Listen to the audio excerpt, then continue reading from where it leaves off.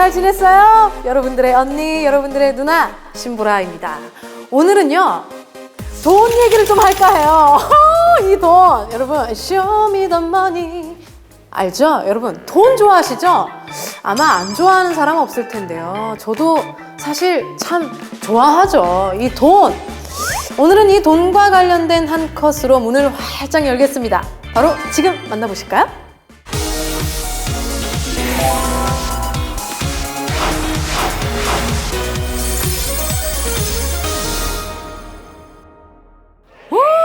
와우, 이게 누굽니까? 헐리우드의 대표남 레오나르도 디카프리오잖아요. 여러분, 이 디카프리오가 출연한 이 영화 뭔지 아시나요? Catch Me If You Can. 우리나라로 말하면 나 잡아볼 수 있으면 잡아봐라인데요. 이 영화에서 디카프리오가 연기한 프랭크는 현존하는 인물로 1956년 미국에 실제로 있었던 희대의 사기꾼이래요. 프랭크는 전국은행을 돌면서 위조 수표를 현금으로 바꿨다는데요. 그 돈이 무려 140만 달러. 현재 우리나라 돈으로 환산하면 약 16억이 넘는 돈이래요. 정말 강 큰 녀석이죠? 자, 여러분, 이 장면 주목해주세요. 프랭크가 호텔방에서 위조한 수표. 이 수표를 가지고 거액의 돈을 바꿔서 물 쓰듯이 펑펑 써댔다는데요. 지금이라면 상상도 못할 일인데 50년 전 미국에서는 가능했다니 정말 놀랍지 않나요?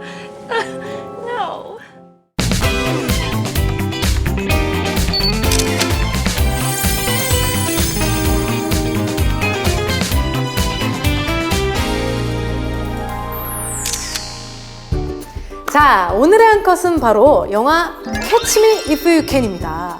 날 잡으려면 잡아봐. 뭐 이거겠죠? 야, 이때만 해도 이 디카프리오가 아주 멋있었는데 말이죠. 지금은 아저씨가 됐어요. 참 감회가 새롭습니다.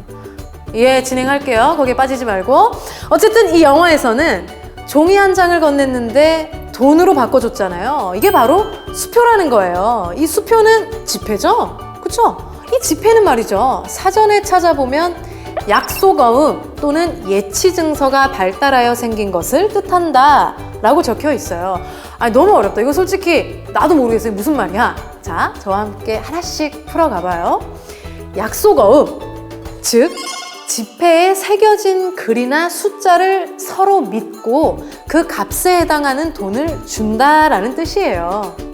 과거로 거슬러 가보면요, 17세기 영국에서는요, 이 지폐에 지급인의 서명, 그리고 지급 날짜, 어디서 지급하는지, 금으로 줄 건지, 은화로 줄 건지 이런 것들을 다 적었다고 합니다. 그러니까 오늘날의 지폐, 화폐를 자세히 보면요, 발행자의 서명이 적혀 있어요. 아마 이때부터 지폐에 서명이 들어간 게 아닐까 싶은데요. 여러분은 돈을 자세히 본 적 있으세요? 이 우리나라 돈에는 외국처럼 사인은 적혀 있지 않고 이렇게 도장이 꽝 찍혀 있어요. 이처럼 도장이 찍혀 있는 나라가 우리나라를 포함해서 몇몇 나라가 꽤 있다고 하는데요. 여러분, 나중에 배낭여행 가게 되면 그 나라의 돈을 자세히 살펴보세요. 이 돈 구경하는 재미도 쏠쏠합니다.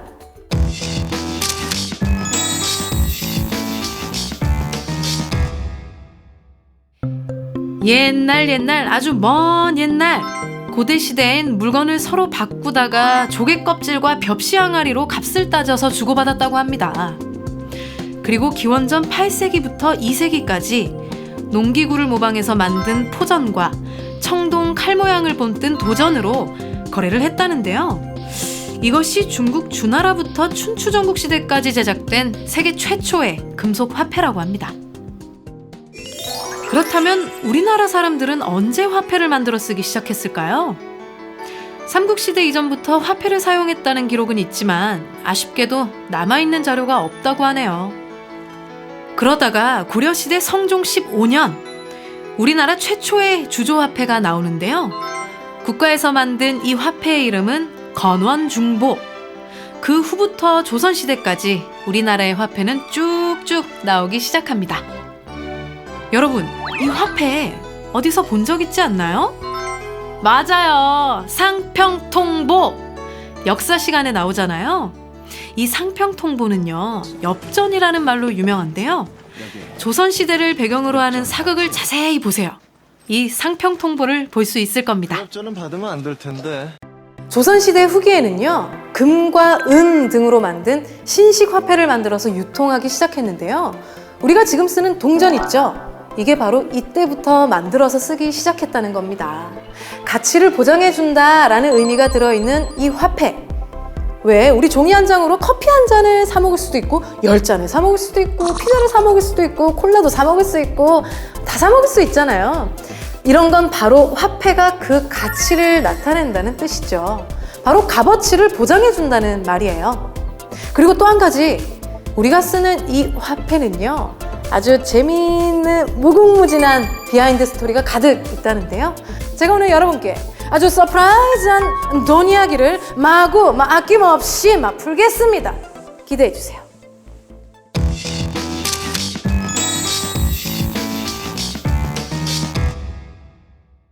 첫 번째 이야기는 미국입니다. 몇 년 전 미국에서는 이 한 장의 그림이 화제가 됐었는데요.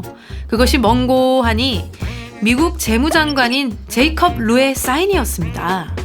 이건 사인도 아니고 돼지꼬랑도 아니요 하면서 놀려댔던 미국 시민들. 하루가 멀다 하고 제이컵 루의 사인을 조롱하고 나섰는데요. 아니 왜? 사인은 오직 나만 할 수 있는 거니까 독특하면 독특할수록 좋은 거 아닌가요? 미국 시민들은 왜 이렇게 제이컵 루의 사인을 비방하고 나선 걸까요? 그 사인은 바로 앞으로 미국 지폐에 들어갈 사인이라 그랬던 거래요. 미국은 새로 발행하는 모든 달러의 오른쪽에 재무장관의 서명이 들어가는데요. 당시 재무장관으로 임명되기로 예정된 제이컵 루의 사인이 엉망이라고 생각한 미국 시민들은 반기를 들고 나선 것이죠. 돼지 꼬랑지 같은 이 사인이 들어가면 진짜 화폐인지 위조된 화폐인지 판독하기 어렵다는 게 그 이유였습니다. 결국 오바마 대통령은 제이컵 루 재무장관을 따로 불러서 서명 필체를 바꿔줄 것을 요구했는데요. I had never noticed Jack's signature, and when this was highlighted yesterday in the press, I considered rescinding my offer to appoint him. Jack assures me that he is going to work to make at least one letter legible. 제이컵 루는 몇 달에 걸쳐 아주 열심히 사인 연습을 해서 바꿨다고 하네요. 자, 이젠 유럽으로 넘어가 볼까요? 유럽은 지금 유로라고 화폐를 통일해서 쓰고 있죠. 유럽이 화폐를 통일하려고 할 때 어느 한 나라로 치우치지 말자고 상의를 했다는데요. 화폐에 들어가는 그림을 전부 유럽의 유구한 역사를 보여주는 건축물들을 그려 넣었다고 해요. 공평하게 누구나 불평할 수 없게요. 자, 마지막으로 우리나라를 살펴보죠. 우리나라 화폐에도 재밌는 사실이 참 많아요. 1950년에 한국은행이 생긴 이후 우리나라는 지폐를 만들어서 유통했는데요. 여기서 퀴즈! 지폐에 실린 인물 1호는 누굴까요? 바로 이승만 대통령입니다. 1950년 8월에 100원권이 처음 등장했는데요. 그때 이승만 대통령이 지폐 한 가운데 있었다고 합니다. 그런데 사람들이 지폐를 반으로 접어서 쓰다 보니까 이승만 대통령 얼굴에 금이 가고 반으로 갈라지잖아요. 이때 사람들 사이에서는 독재자를 욕되게 하려고 의도적으로 초상을 지폐 중앙에 넣었다라는 소문이 돌기 시작했고, 결국 이승만 대통령의 초상화가 지폐 오른쪽으로 옮기게 되었다고 합니다. 여러분, 우리나라 지폐에는 심사임당을 비롯해 세종대왕까지 다양하게 그려져 있잖아요. 그런데 이 5,000원권에 실린 인물인 율곡이 선생의 얼굴이 달라졌다는 것, 여러분은 아시나요? 자, 이것은 1972년 처음 나왔던 5,000원권입니다. 그런데 뭔가 다르다는 이 느낌적인 느낌 안 받으셨나요? 율곡이 선생님의 얼굴이 뭔가 이상하죠? 코가 삐쭉하고 얼굴이 달걀형. 아이고 세상에, 이 연예인 하셔도 되겠어요. 이때는 마치 율곡이 선생이 서양 사람같이 생겼었는데요. 이 그림엔 우리가 몰랐던 이야기가 숨어 있습니다. 처음에 5,000원권을 만들 때 화폐를 찍어낼 기술이 우리나라에는 없었다고 합니다. 그래서 영국의 인쇄기술자에게 의뢰를 했는데요. 그래서 율곡이 선생의 얼굴이 이렇게 서구화됐다는 거. 그러나 1977년 드디어 율곡이 선생님이 제 얼굴을 갖추기 시작했어요. 우리나라 기술로 돈을 찍어내면서 얼굴이 동그랗게 변했는데요. 이제야 우리가 알던 율곡이 선생님 얼굴이 됐네요. 이 선생님 다시 만나서 반가워요. 지금까지 화폐에 대해서 자세하게 알아봤는데요. 예전에는 무언가를 사고 지불할 수 있는 이 돈의 형태가 동전이나 지폐만 있었지만 요즘은 정말 다양해졌어요. 수표도 있고요, 체크카드도 있고, 그리고 우리 사이버머니도 있잖아요. 그 중에서도 가장 많이 사용되고 있고 경제생활에서 가장 많은 부분을 차지하는 것이 있습니다. 뭔지 한번 볼까요?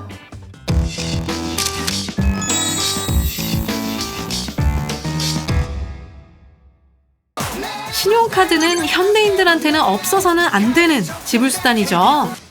신용카드는 말 그대로 카드를 가진 사람을 믿고 대신 결제해 준다는 거예요. 결제한 금액은 나중에 돌려받는다는 건데요. 이 세상에 처음 생긴 신용카드는 뭘까요? 1950년 미국에서 카드가 생겼다고 합니다.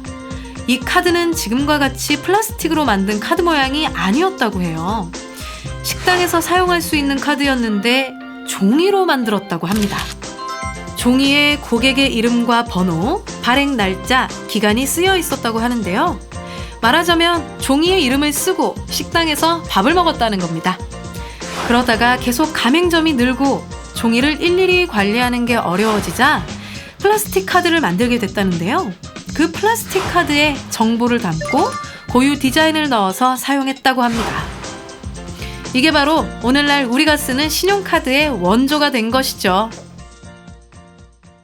자, 이 화폐는 그 금액만큼의 가치를 보장해주는 상징물이자 계약이나 거래가 이루어지는 약속입니다. 즉, 화폐를 주고받는다는 건 약속을 실천하고 지킨다는 뜻이겠죠? 이걸 경제용어로 풀면 신용이에요. 신용. 한 나라의 경제 흐름을 잘 돌아가게 만들고 경제를 성장시키는 데도 도움을 주는 이 참기름 같은 역할을 하는 게 신용입니다. 여러분, 지금 친구한테 돈 꾼 사람 빨리 갚아요. 친구랑 얼굴 붉힐 일 만들지 말라고요. 그게 다 신용의 첫걸음이에요. 그리하여 다음 이 시간에는 신용관리가 왜 중요한지 한번 파고 들어가 볼 텐데요. 어떤 한 것을 들고 올지 여러분 많은 기대해 주세요. 언니, 누나는 다음에 만나요. 안녕? 가지마! 안녕?